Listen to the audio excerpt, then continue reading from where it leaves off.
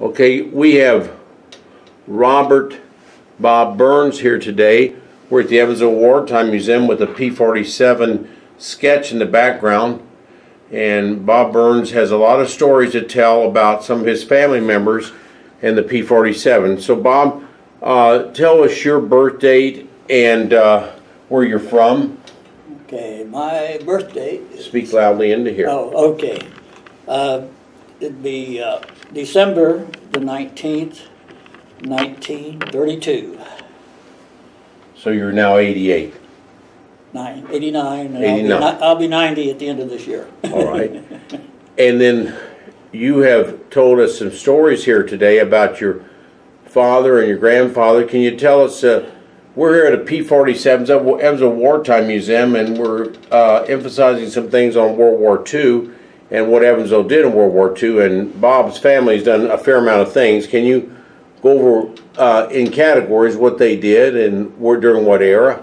Well, it's mainly my father. He worked for Cervell in Evansville, and he stamped out parts for the wings of the P47, so possibly some of his parts may be in the wing of that airplane sitting downstairs that he worked on and helped make. So Cervell made a lot of the wings here that we see on our planes. Our P47 here, we made 6,000 planes. That means 12,000 wings. And then in Farmingdale, New York, they made 8,000 planes, and that means 16,000 wings. And a lot of the wings were made here at Cervell, where his dad worked, and put in boxes and shipped by train up to Farmingdale. A lot of them went right on a flatbed of trucks and right out to the plant here at Evansville. On the flatbed right here to the Republic Aviation.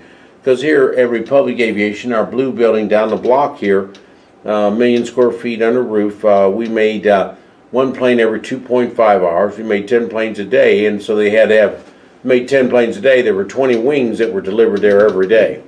Tell us a little stories that your dad would say, Bob. Did he say any stories about things? My dad wasn't a real talker about that, but so he kind of kept things to himself on that. He was busy, and the hours they worked, I didn't see my dad too often. When he came home, he was pretty tired, and they didn't get a day off. At that time, everybody worked 7 days a week, and I can't remember the hours, but usually they were long.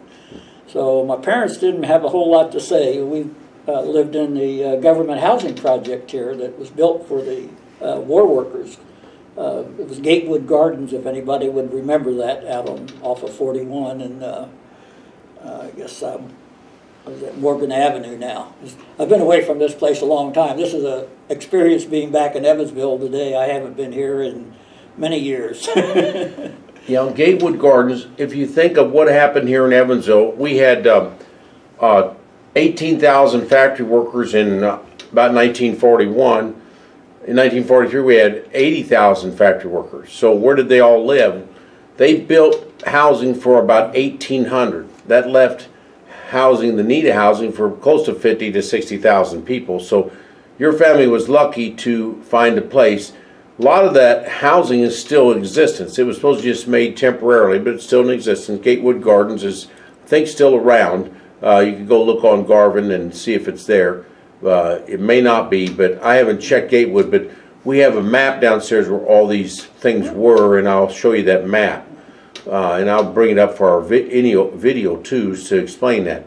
So he would probably take a bus to work or walk to work or something at Cervell or at Republic Aviation, I assume. I think, well, we did have a car at that time, so he had the A sticker. I believe he could get gas for the car. So gas, as far as I know, he was still driving to work. Yeah.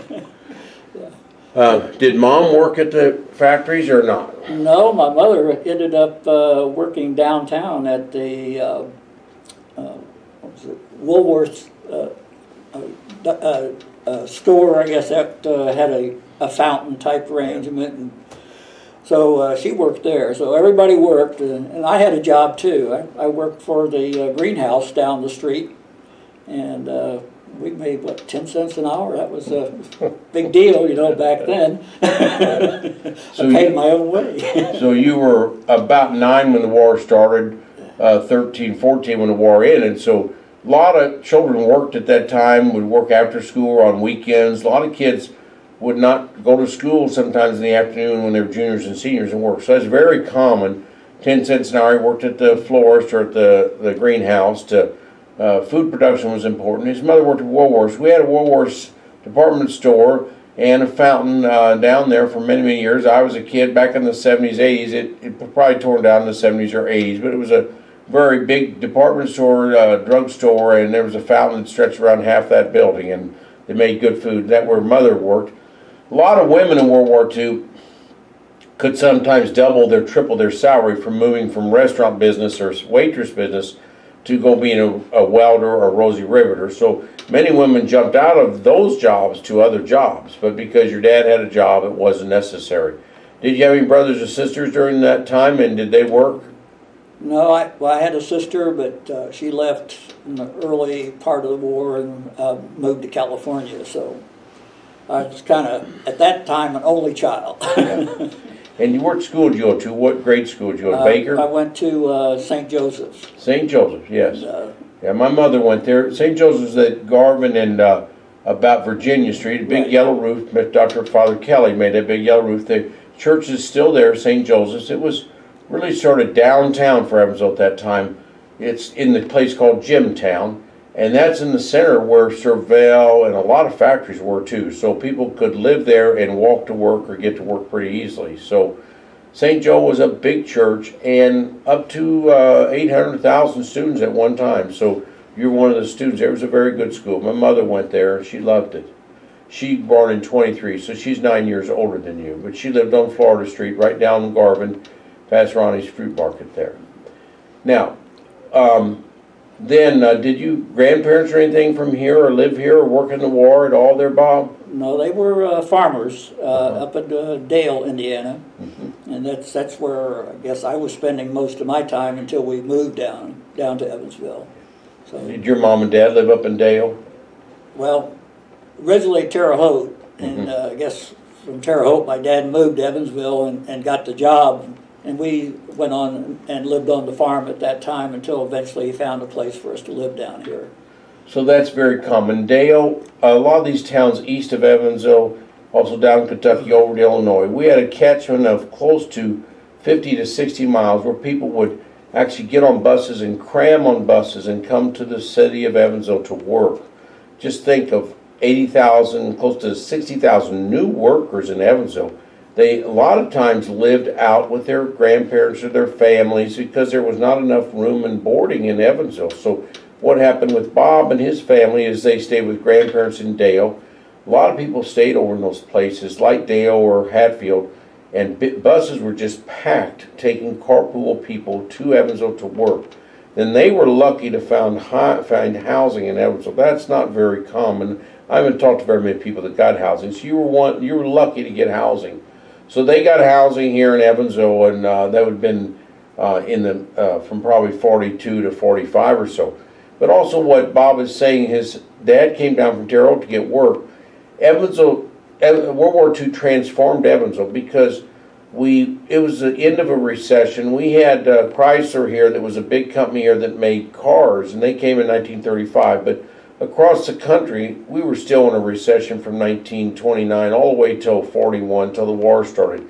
So occupation was very important. So a lot of people, it's a social change where people came from, say, Terre Haute, from Dale, from other places, and a lot of them, inertia, they had a job and they stayed here. So he went to school here at St. Joe, and Mom and Dad stayed here for a while. I don't know if they stayed a longer time or not. Well, they stayed until they both died. So but they were from Terre Haute. Where was Mama from? Terre Haute too? Well, she was originally from, well, I guess St. Myrid area where she was born. What was her maiden name? Hoblein. Hoblein. A very German family. Yeah, because my family's from there. It's Borehole from St. Myrid. Hoblein. I've heard that name.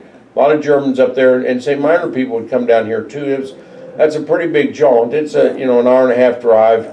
In today's world, it'd probably be 2 hours at that time. But so they were both southwestern Indiana people, but they ended up migrate in Evansville, and because of the war, they had jobs, and because of the war, the jobs were over after the war, but they stayed here. And that happened. It was a social change. A lot of people in Evansville have Kentucky roots, Southern Illinois roots, Southern Indiana roots, because they had a job in Evansville during World War II. So it migrated and changed a big population in Evansville. So Bob is a result of a lot of these things we talked about. Where you live at now, Bob? I live at a little place on the Ohio River called Mockport, Indiana.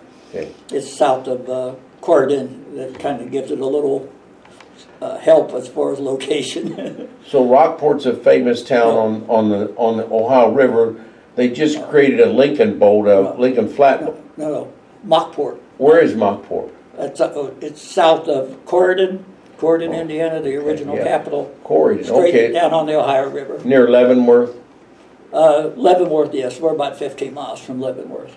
Near, another one starts with an M, Maxton or? Mockport. Mockport. There's another one that they built a lot of log cabins on, right downriver from Corydon. But so Mockport, Corydon, where he's talking about, Mockport's not too far from Louisville, so he lives over there. Corydon was our first state capital down on the Ohio River in Harrison County. Right. So, what'd you do for a living, Bob? Well, I guess when I got out of high school, the Korean War was happening. So I ended up enlisting in the Air Force. I did my 4-year hitch in the Air Force, and that's another whole story. But after that, I worked for Martin Aircraft for 6 years in flight test. And then I got an invitation to join NASA. So I spent my last 34 years with NASA, falling out of the sky at odd angles with a lot of the astronauts and test program. Wow. What a heck of a career. What a heck of a career. So always into aviation. So he was enamored with our, what's called Hoosier Spirit 2. Hoosier Spirit 1 was the first one that rolled off our places. A P47 rolled off in September of 1942. And this is Hoosier Spirit 2, rolled off in 44, 45. And he got a chance to look at it. What was your thoughts about when you saw the plane that your dad probably made the wings of? Can you tell us your thoughts about what you thought about that plane? Brought back a lot of memories. Loved the airplane. I think I had Pratt & Whitney 2800 sounds embedded in my mind that I'd never forget. You know, I could pick that sound out of my sleep. It's such a loud engine, and it's such a unique loud engine. So from 42 to 45, after they made 6200, every time they'd make it, they had a test pilot flying over everywhere in Evansville. So test pilots would fly around here. So everybody in Evansville learned the sound of a P47. Very loud. Yeah. Well, my best buddy, his dad was one of the production test pilots that did that. What was his name? I can't remember. I'm not positive, but I think his last name was Boyd, B-O-Y-D. But my memory for that far back, I just really having a tough time on that. We have a list of the test pilots that did that. If you think about it, so you made 10 planes a day. Every plane had to be tested. The first thing you do is check the brakes on the plane. You check the magnetics. Then you would check the sights on the gun. We'd shoot the guns into the hill near Sunset Cemetery. Then the test pilots would go up, and I think we had only 3 accidents at the most of all 6,200 made here. So it's very rare to have a problem in our planes. Then the WASP, the women pilots, would fly them to different destinations. Many of them went to George Field up there near Lawrenceville, Illinois, and many fields other places around here, and so they would take them to different places. But his best friend's dad was a test pilot, so that was pretty rare to have that around here. But we about 6 years ago, we had a big event. We had 250 people on top of the old National Bank here at one of our events. We had a reenactment on the river, and we saw the LST, which is the only one left in the world in Evansville, out of 1,100 made, over 1,100 made, and the only ship out of 7,000 at D-Day is right here in Evansville. It's the only one left that's floating. But that day we had a reenactment on the river, and we had 250 people on top of our old National Bank building looking down the river. Then we had 2 P-47s fly by, within earshot, within probably a half a mile. And we had 25 World War II veterans, and we were explaining about the planes, and all of a sudden there was all silence. the noise that Bob is bringing up, it was a reflection of time for those people and brought back a memory, like the sense of smell, but the sense of sound, the sense of sight, and there wasn't a dry eye in the place because they heard the sound that they remembered from 42 to 45, either here in Evansville or somewhere. But the sound of a P47 is so loud, you'll never forget that. It's a 2,000 horsepower engine, an R20 2800 made by Pratt Whitney, and just a fabulous engine and a fabulous airplane. And he's been in aeronautics over 34 years, or more like 40 years, so he knows how well it was constructed, and to construct that many that fast is amazing. What are your comments about the museum and about what we're trying to do here and what we're trying to memorialize? Well, I think it's pretty fabulous. The younger generation really doesn't have much of a clue about World War II, and the way history is being taught today, it's not being, not factual as far as I'm concerned. Yeah. Well, that's what we're trying to do, is get in the next generation. If you don't know where you came from, you don't know where you're going to go. And that's one of our models here, and one of our models is to try to educate the next generations. And this was the most important historical event that ever happened in Evansville. And his mom, Bob himself, his dad were all involved in that. And that's why his roots came from Evansville, because of what happened in World War II. Otherwise, his dad wouldn't have had a job at another place. He'd probably been back in Terre Haute. And no, he was here. He was here at the Cervelle, which got 6 E awards during World War II. It was one of our best and biggest factories. Made just refrigerators prior to World War II, and they made all kinds of things during World War II. But Bob, say give us your mom's first name, maiden name, and last name, and then give us your dad's first name, last name, middle name, last name, and their place of birth, and then your sister's name. Okay. My mom's first name was Lucille, and Mary is a middle name, and Halbleib was her family name. And of course, with German family, everybody on that side of her family, they all still spoke German. So as a kid growing up, I learned enough German. They wouldn't tell me, but I learned enough to know what they were talking about, and I wouldn't tell them that I knew. My dad's name was Ernest, and his middle name was Thomas, and of course Burns. And his family was all on the Irish side of the, family. And of course, the Irish were not looked on too favorably back in that era. I think they were still kind of living the immigration type business. The Germans had been over here long enough that they didn't get picked on too much, but the Irish got picked on pretty good. And then your sister, you remember anything My about sister's, she was a little bit older than me when she left. Hilda Burns. Don't remember what her middle name was and all. What part of California did she move to? And she married a soldier? No, she wanted to become a movie star. Yeah. so she just took off, I guess, when she got old enough to do that. Yeah. And last I lost track over there, it was in the San Francisco area. Well, we're glad you came today. Your stories are great for us. We might put them up on YouTube. We'd like you to become a member here and send some other people from Mockport here and from Corydon, and take some of our brochures. We'll give you some to spread out over there.